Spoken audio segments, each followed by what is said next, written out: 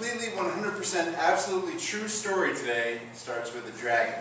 The netherwing drake is slightly larger than most dragons at its time, although today it's not quite as big as the sandstone drake or any of the other proto-drakes later found in the continent of Northrend. But when I first heard about the netherwing, it was the largest mount out there, the most awesome, epic flying mount discovered in the Burning Crusade. Its purple glowing wings would spread majestically across Outland as it went across the alien sky. With my hunter already dressed up in epic armor, wielding a wolf slayer sniper rifle, shooting adamantite ammo, a netherwing drake would be the perfect thing for me to ride into Shatra City, showing everyone who dared to look that I was the true champion of World of Warcraft. So I determined that it would be mine. How do you get a netherwing drake? First you need to level up to artisan riding, which, come on, I already got it.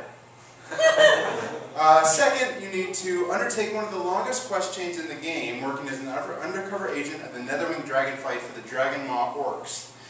You start out as a peon doing menial tasks, and eventually work your way up to overseer, and then the really hard part begins. You need to do a series of 5 daily quests over what amounts to a month or so, logging in every day and spending an hour or two running some in-game tasks.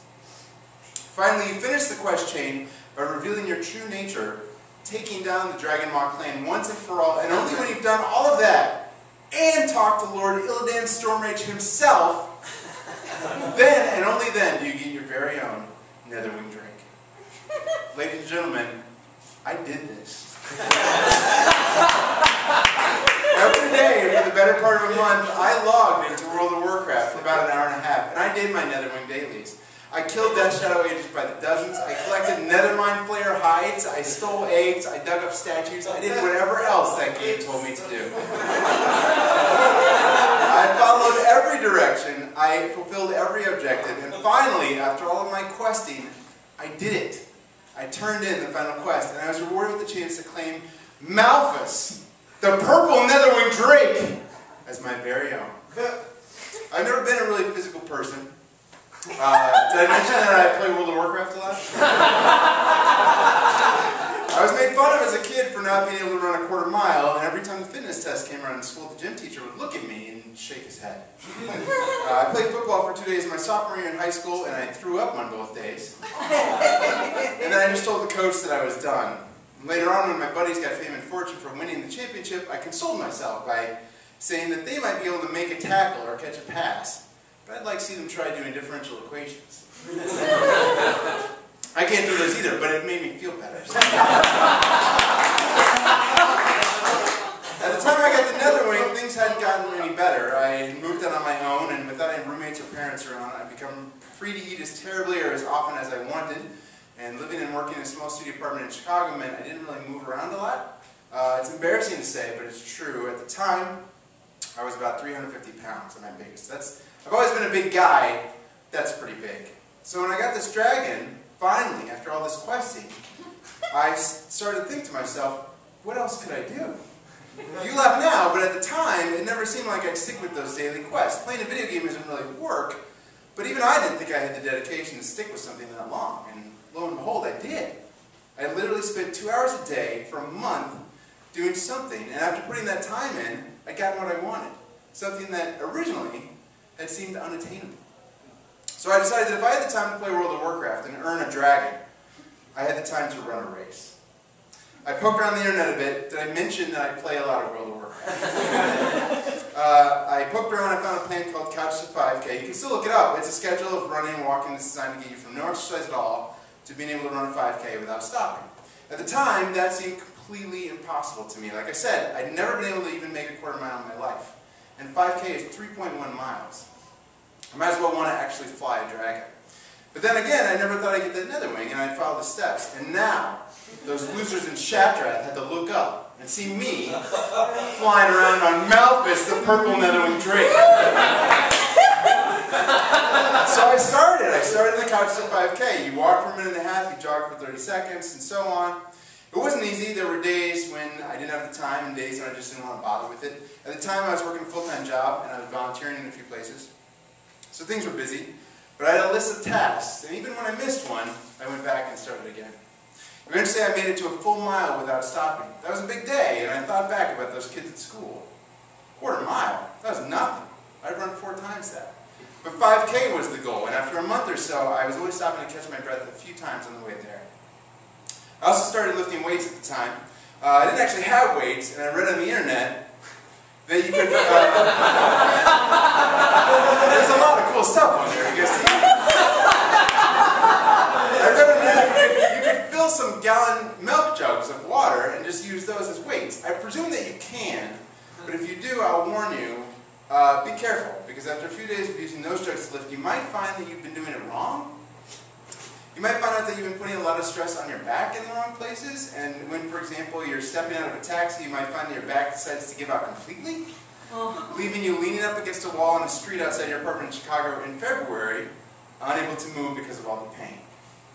So that happened. With no back, there was no running, and I was out of commission. I've never had a problem with my back before, and I figured when I went to the doctor about it, he'd fill me up with pain meds. I mean, sure, I'd have to give up running for a little while, but I'd be high as a kite.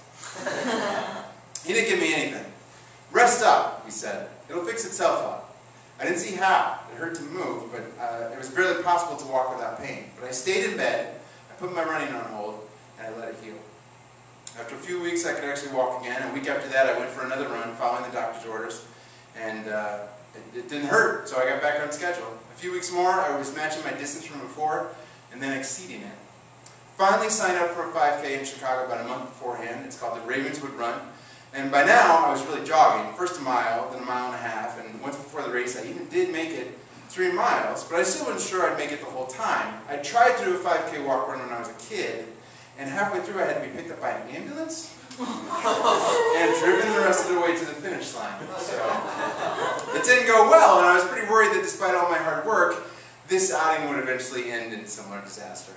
The day of the race, I rode the bus north to the race line. I was inordinately nervous. Even on the bus, the runner types were all there, in bicycle shorts and black reflective shirts, and all sorts of weird water-holding backpacks and straps on. They were all thin and lithe with sinewy muscles and a tan. I didn't even have special shoes. I had baggy gray shorts and an old t-shirt. The runners all laughed and chatted with each other at the start line, and I lined up as far past the 10-minute mile sign as I could and waited nervously. The gun shot, and we were off. Even though I'd started back, most of the runners flew past me, which I was fine with.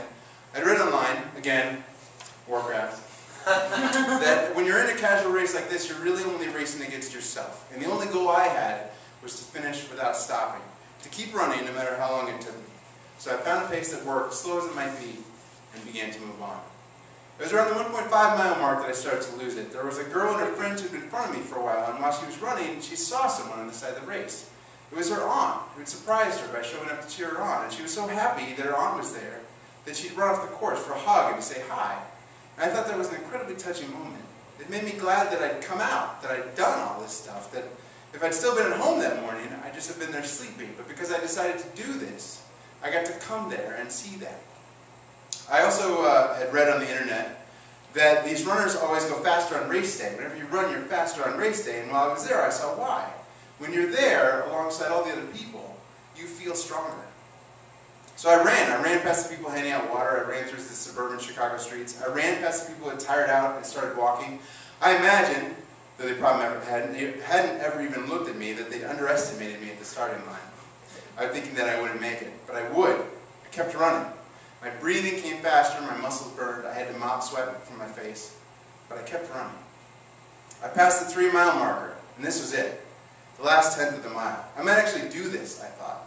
My head-shaking gym coach would never have believed it. Those kids at school would never have guessed. My friends would have doubted. Schramm? Mike Schramm? Run? Are you sure? I would never have believed it. This was something I just plain couldn't do, and yet I was doing it. I put in the time, I put in the work, and I was doing it. I outright sprinted across the finish line. It was probably a quiet day in Ravenswood early on a Sunday morning, but in my head I heard the crowd going wild all the way down in Gurabashi Arena. I, the pudgy kid who quit football and couldn't do a push-up, had set out months ago to run 3.1 miles without stopping. I made a plan and followed it, and I did it. I had my dragon. I had Malthus, the purple netherwing dragon. It was mine, all mine. And guys, I'm not going to lie, I cried.